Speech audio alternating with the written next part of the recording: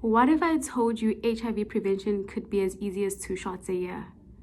That sounds crazy, right? But let's talk about it. Hold on. Hi, I'm Ben. Hi, I'm Jerome. Hi, I'm Eva. So guys, let's chat about Lenacapavir, which is a 2 shot a year. Yes! Well, Uncle Ben, could you please tell us a little bit more about Lenacapavir and why it's a holy grail? Sure. So there's already this thing called PrEP, which means prevention. And people take PrEP, this prevention, they take it every day, a pill. But it's difficult to take a pill every day. Sometimes it doesn't work for people's lives. Sometimes people are scared of being seen with those pills. So the exciting thing now is that there is a technology. It means that twice a year you get an injection. And then the rest of the year, you wouldn't have to think about it. You would be protected from HIV. Holy grail indeed. Holy grail. Holy grail indeed. Yeah. Yeah, that sounds really cool. Right. So I mean, if Lenacapavir is so cool and obviously so necessary, why does it feel like the future, but we cannot access it today? Well, they've done these trials, and the people who were in those trials, that trial is sort of when you ask hundreds of people to see how a product does. So they've done those, and those have been amazingly successful. They did one with a group of women, and nobody got HIV in that trial at all. So, and then everyone who was in that trial, but remember that's just a few thousand people, they are now able to take Len. So we've got people now taking Len as a medicine, but that's just a handful of people. Okay. Why can't everyone take it? Well, because we need to make enough of the medicines. So we have this formula, but we need to make enough of the medicines. And what we need to do is we need to get the company who produce this medicine to make as much as they can. But also, here's something really important. We need them to be humble enough to admit they can't do it on their own. And so they should share the recipe and share the rights to make it with other companies who know how to do this, but they should share with them how. And then we can have lots of companies all around the world. And so we don't need to worry, is there enough? What's the price? We can make it cheaply, and we can make it by companies all around the world. But they have to decide that. The people that run Gilead have to decide, that's the company that makes this, they have to decide that they want to share. So that's the gap between this amazing invention and whether people get to take this medicine twice a year, keep themselves safe. Wow.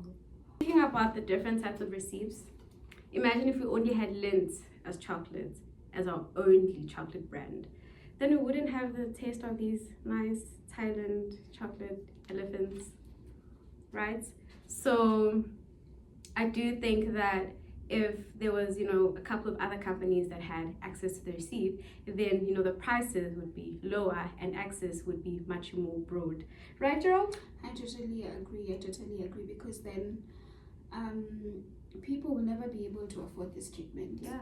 So making it affordable means our countries can buy, partners can buy for us, and it can get to my facility near me, and I can just walk there and access this product and just get my injection and I'm done. Literally no pill, no container. We normally say these containers make a lot of noise. They're in your bag, and they just make everyone will know you're carrying drugs. Yeah. So imagine I don't have to carry this white huge container with this pill that is color green and it is big. Yeah. And I need to put an alarm. Yeah. I just go to the clinic twice a year. Injection done. How, I'm imagining the immense change that would make, but especially for me as a young woman, it is the shift of power to me. It is giving me the ability to make autonomous decisions about my body, about my health, about my prevention, which is the primary aspect that I need to be in control of. But because of many inequalities, as a young woman, I don't have that control. Yeah. So accessing an injection, it would mean I don't need to seek permission. It's quite interesting because in our countries, women still ask permission to go and get contraceptive. They still ask permission from partners to go to the facility. And many of these women turn up to the clinic, and because they have to be tested when they're pregnant, they find out they're pregnant. Nobody told them. Their partners didn't tell them. They just had sex and they ended up HIV positive. And here is a young woman who has just found out she's HIV positive. She's pregnant, maybe she's dropped out of school. Her mother is angry and the whole community is like, you're a disgrace. Imagine the reverse of that. She just went and got an injection. Nobody needs to know, nobody needs to care. She's safe, she's protected.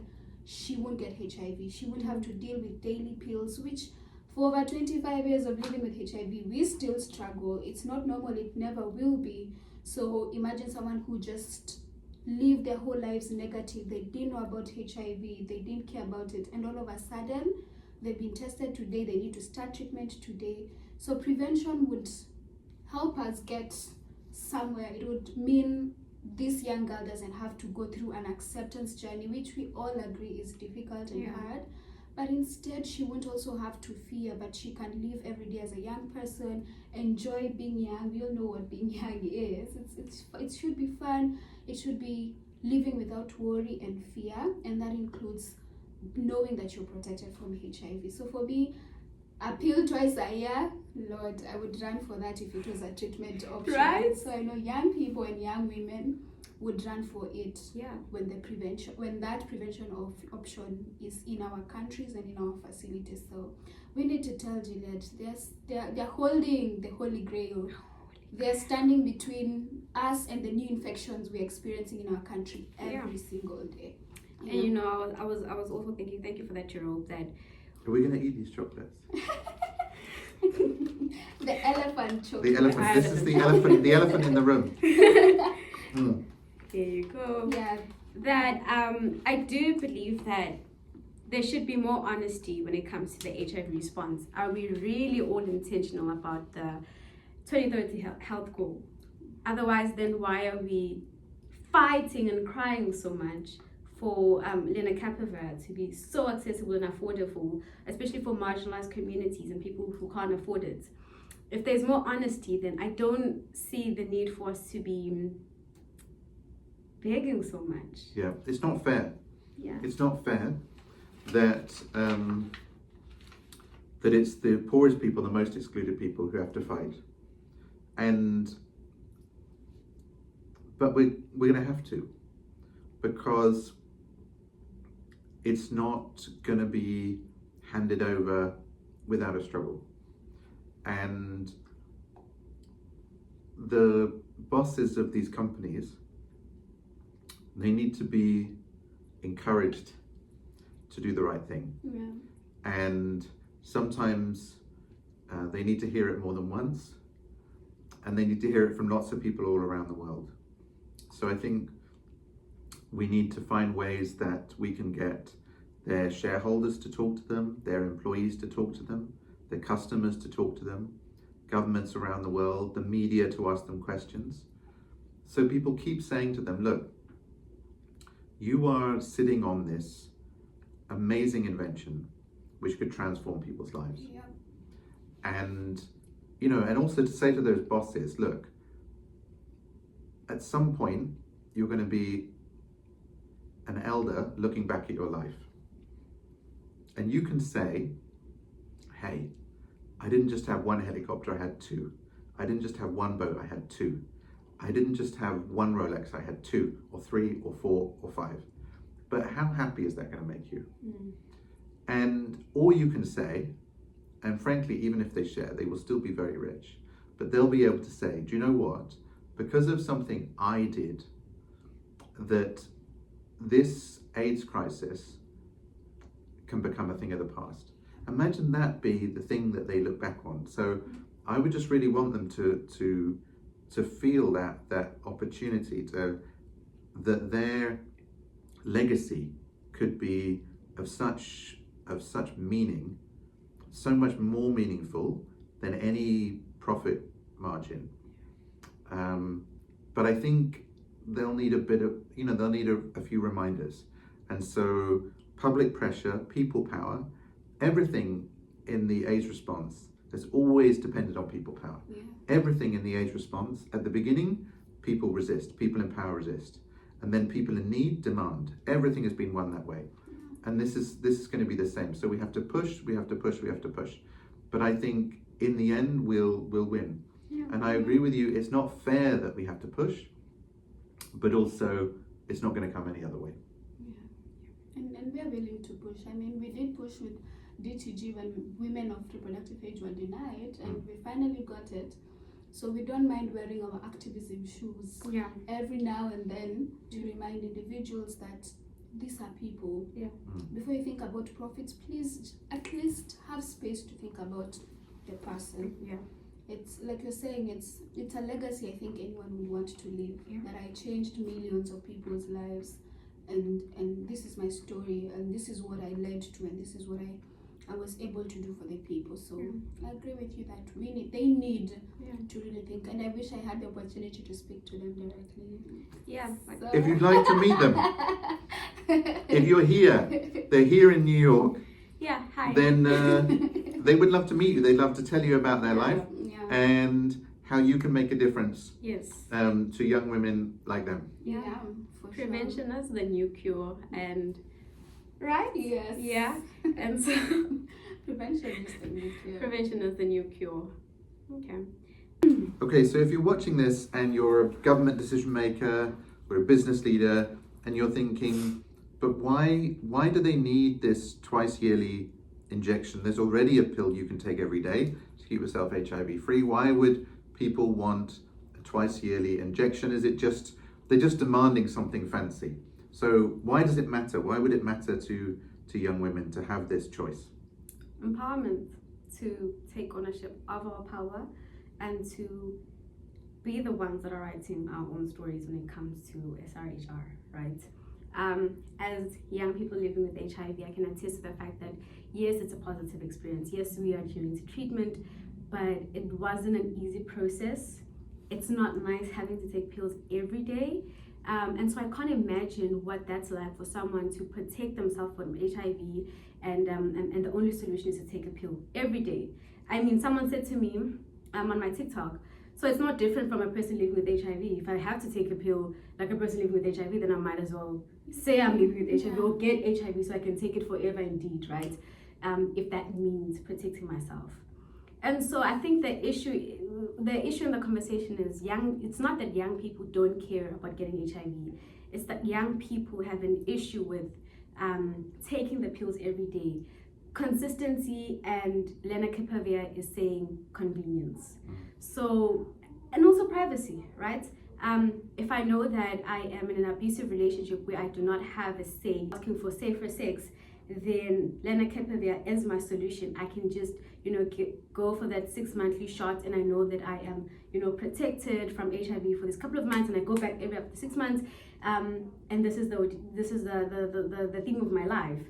But if I have to sneak off every day at around 6 to take PrEP, the partner's gonna catch on, and you don't trust me, and you don't want another reason to be beaten. So Lenacapavir is the solution. It's the answer to a lot of issues that women are facing and are leading them to being infected with HIV. And so I think that is why Len is necessary. What do you think, Cheryl? I mean, there is this case I handled back at home in the community because the organization I work for, we are based directly in the middle of a community in what we call an informal sector. And there was this young girl who had put the contraceptive, the implant, and when she went home, the boyfriend yanked it off. And that's a contraceptive, right? Because the boyfriend did not approve. So the thinking I have is, what if he found a bottle of PrEP? That was just a contraceptive. What if he found a bottle of PrEP, right? And one of the things that is quite clear is that PrEP as a product has failed for so many young women and for so many young people. It's because, like you're saying, who is willing to take a pill every single day just to prevent themselves? Who is willing to think about, and the risk perception of adolescents and young women is very minimal. It's very minimal. A lot of times we think about the risk after it has happened. So what you're doing is, one, you're empowering this young person to know that, you're a young person, I want you to freely enjoy being a young person, and this is a risk that exists. And because I do not want you to cross over to the side where you have to take pills every day, there is this option. You're going to campus, you're going to university. What we say is we want to be young, wild, and free as young people. Of course, in the confines of whatever is good individually. Yeah. But most importantly is have a conscious understanding that your health is your responsibility, and that it doesn't have to be a burden. Okay. It doesn't have to be a struggle. It doesn't have to be me hiding and carrying a bottle that is making noise, and I'm sharing accommodation in university and I have to hide to take my pills every single day. No, I just go to a facility, get an injection, and I forget about it until the next time I'm coming for my appointment. Yeah. For me, that is actually coming up with a service delivery system that thinks about my living realities. And I think that's the thing, that sometimes when people who are not familiar with the lives of affected people, sometimes they just think, well, if there's any technology that would work, then that's enough. That's enough. But it only works, that's what I hear from you talking, it only works if it works for people. And so a condom kept in a packet on the shelf has zero protection. Yeah. A pill kept in the bottle or thrown away in fear does zero. So medicines only work if they work for the person who's taking them. Yes. And they have to work not just medically, they have to work socially. If they don't work socially, then they won't be used. And any technology, however brilliant, if it's not used, it's not useful. Yeah. So when it works for the person, when it works for their lived reality, that's when it works. And what these two are saying is that this twice yearly injection for prevention works for ordinary people, works for young women, works for people in need. And so we need to make that which works available to everybody. And it already exists. Yeah. But at the moment, it's going to be, if we carry on as we are, it's going to be an option for the rich. Why can't it be an option for the world? Yeah.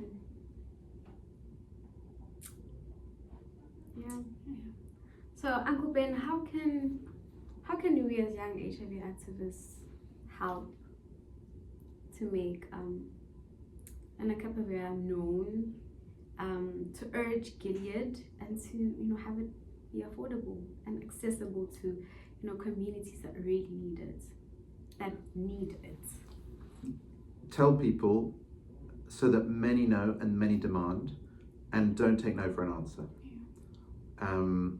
But on your own, all of us on our own, we're not strong enough. We're not strong enough to challenge big companies. We're not strong enough to challenge governments. But when we're united in large numbers, then we are unstoppable.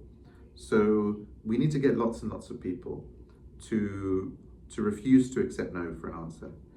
And companies and governments need to feel that the pressure is relentless. So tell a friend to tell a friend, and demand. And it's not going to happen overnight, and it's not going to be easy, but we definitely won't get it if we don't push. And so it's going to need lots of us, and it's going to need us to be pushy, a little bit difficult, a little bit annoying. So be annoying. Be annoying in large numbers. Yeah. Find a friend to be annoying with. Yeah. We want Lenacapavir.